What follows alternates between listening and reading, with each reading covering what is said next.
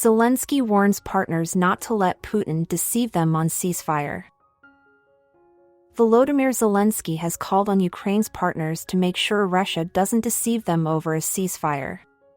After breakthrough talks between Ukrainian and U.S. officials in Saudi Arabia, Kyiv said it was ready to accept a proposed 30-day ceasefire with Russia. But his nightly address on Wednesday evening, a day after the Jeddah summit, President Zelenskyy said, "We must move toward peace," but issued a warning to allies.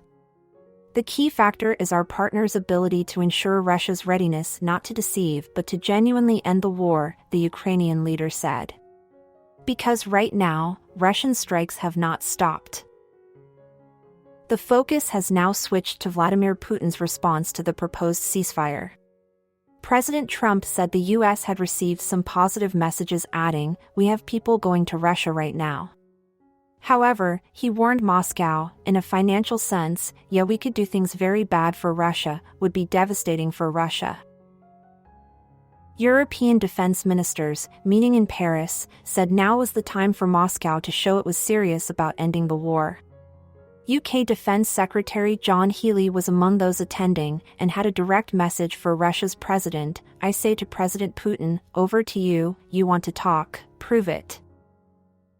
For his part, President Putin has been playing to his domestic audience with a visit to Kursk, where Russian troops finally seem to be gaining the upper hand against Ukrainian forces who seized territory in the Russian region last year.